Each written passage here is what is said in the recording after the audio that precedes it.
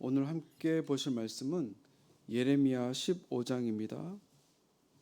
예레미야 15장 16절에서 20절 말씀입니다.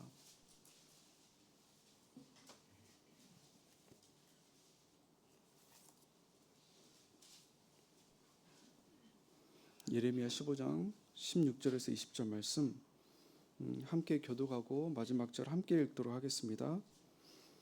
만군의 하나님 여호와시여, 나는 주의 이름으로 일컬음을 받은 자라. 내가 주의 말씀을 얻어 먹었사오니 주의 말씀은 내게 기쁨과 내 마음의 즐거움이오나.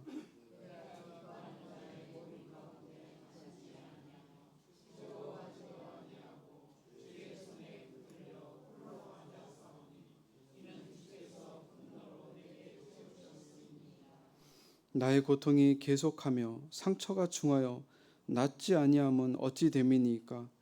주께서는 내게 대하여 물이 말라서 속에는 시내 같으시리이까.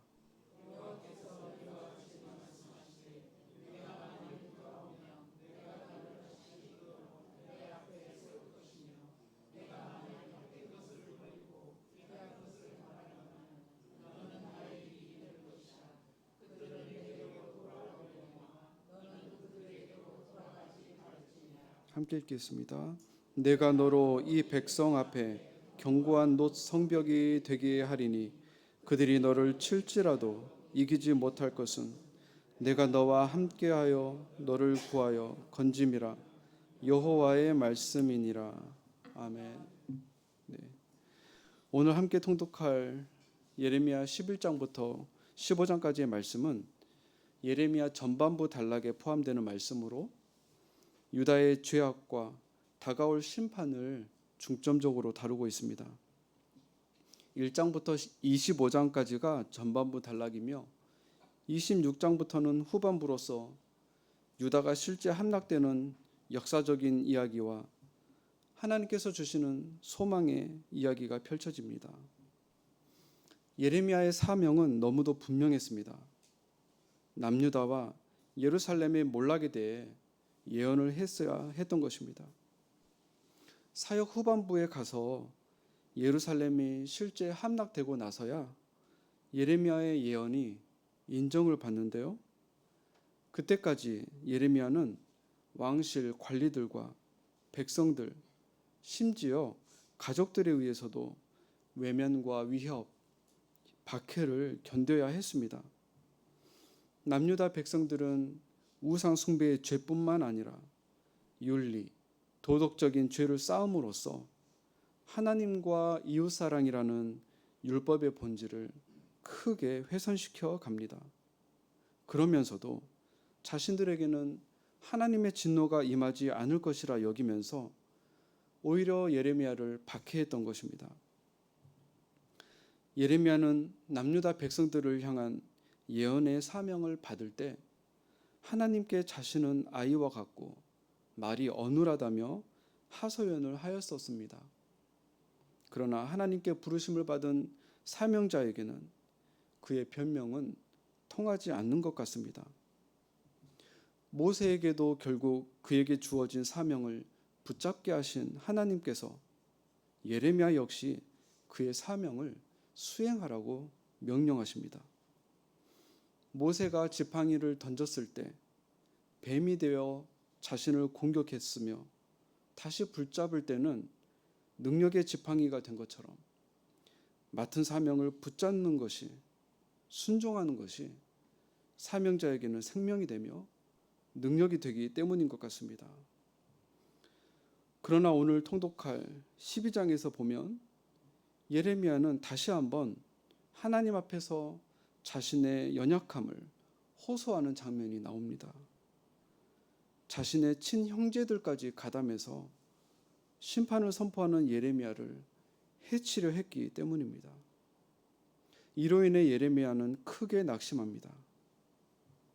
그러나 이번에도 역시 하나님께서는 예레미야의 그런 나약함을 질책하십니다.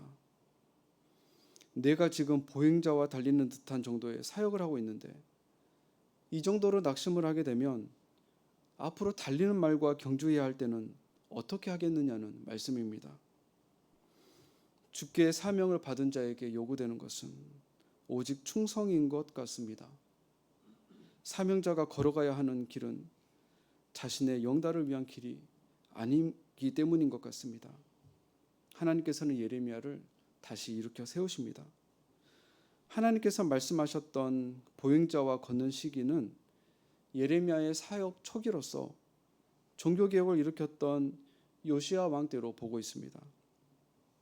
아무래도 훗날 하나님께 불순종하였던 유다의 마지막 왕 시드기야 때와 비교해보면 훨씬 수월했던 시기였던 것이죠. 뒤로 가면 갈수록 여호와긴 그리고 예루살렘이 함락되었던 때 시드기야 왕 때로 가면 갈수록 예레미야는 매를 맞고 감옥에 갇히며 깊은 웅덩이에 빠지는 등 더 큰 시련들을 겪게 됩니다. 이때가 말과 경주해하는 시기에 해당이 되는 것이죠. 오늘 함께 살펴보려는 본문이 바로 이렇게 예레미야의 사역이 가면 갈수록 박해와 고난이 더욱더 심해질 때 예레미야가 아무리 외쳐도 회개하지 않는 유다 백성들과 또한 아무리 하나님 앞에 중보기도를 하여도 이미 심판하시기로 작정하신 하나님 앞에서 자신이 더 이상 이 사명을 어떻게 수행해야 하는지를 하나님 앞에 토로하게 되는 부분입니다. 15장 10절 말씀을 읽어보면 내게 재앙이로다 나의 어머니여 어머니께서 나를 온 세계에 다투는 자와 싸우는 자를 만날 자로 낳으셨도다. 내가 꾸어주지도 아니하였고 사람이 내게 꾸이지도 아니하였건만은 다 나를 저주하는도다. 예레미야는 앞서 14장과 15장을 보면 하나님께 세 차례나 유다 백성의 구원을 놓고 중보기도를 했었습니다. 그럼에도 불구하고 하나님께서는 거부하십니다.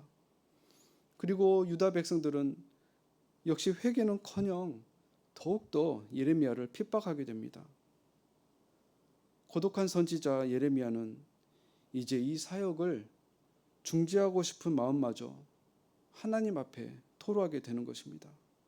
열매 없는 패역한 세대 앞에서 그가 얼마나 영적으로 육적으로 고갈되어 가는지를 엿볼 수 있는 부분입니다.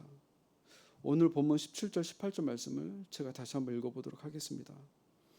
내가 기뻐하는 자의 모임 가운데 앉지 아니하며 즐거워하지도 아니하고 주의 손에 붙들려 홀로 앉았사오니 이는 주께서 분노로 내게 채우셨음이니이다.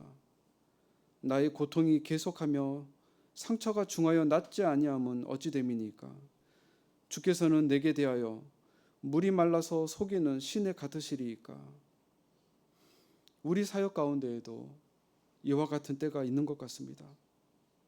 때론 하나님께서 주신 사명을 붙잡고 인내하며 나아감에도 불구하고 내게 다가오는 것은 시련과 고난의 연속뿐인 것 같습니다. 하나님께서 나의 갈급함도 채워주시지 않는 것 같은 것이죠. 영적인 메마름이 해소되지 않습니다. 예레미야와 비슷한 시기에 활동했던 선지자 하박국도 이와 비슷한 고백을 하였습니다. 악인들은 더욱 득세하며 하나님의 공의는 이루어지지 않는 것 같습니다. 아무리 둘러보아도 포도나무에 열매가 없고 감람나무에 소출이 없으며 우리에는 양이 없습니다. 그럼에도 불구하고 나는 여호와 하나님만으로 말미암아 기뻐하리다 라고 고백합니다. 이 모습이 사명자가 취해야 하는 모습 같습니다. 하나님은 시리에 빠져있는 예레미야를 향해 먼저 회개하라고 말씀하십니다. 19절 말씀 다 같이 한번 읽어보도록 하겠습니다. 여호와께서 이와 같이 말씀하시되 내가 만일 돌아오면 내가 너를 다시 이끌어 내 앞에 세울 것이며 내가 만일 헛된 것을 버리고 귀한 것을 말한다면 너는 나의 입이 될 것이라. 그들은 내게로 돌아오려니와 너는 그들에게로 돌아가지 말지니라. 현재의 고통이 아무리 무겁고 힘들지라도 사명자의 입술은 하나님을 향해 믿음을 버리는 그 순간조차 합당하지 않다는 것이죠. 이 땅 가운데 살아갈 때 우리의 입술 역시 순간순간 얼마나 많은 실수를 범하게 되는지 모르겠습니다. 마치 사춘기의 자식이 부모를 향해 상처가 되는 원망의 말들을 뱉어내는 모습과 같지 않을까 생각되었습니다. 저변에 깔린 부모의 사랑보다 자신의 힘든 것과 어려움만이 더 크게 보이는 것이죠. 하나님께서는 예레미야 선지자를 향해 돌아오라, 너는 그들에게 돌아가지 말라고 말씀하십니다. 입으로 악을 쏟아내는 유다 백성의 세상의 모습에 물들지 말라 말씀하십니다. 이것이 지금 우리에게도 동일하게 주시는 말씀인 것 같습니다. 세상은 우리로 하여금 절망의 말, 하나님을 향해 믿음을 버리는 말들을 하게끔 격동시키는 것 같습니다. 입술로 죄를 짓게 만드는 것입니다. 그러나 하나님께는 결코 소망이 없을 수가 없습니다.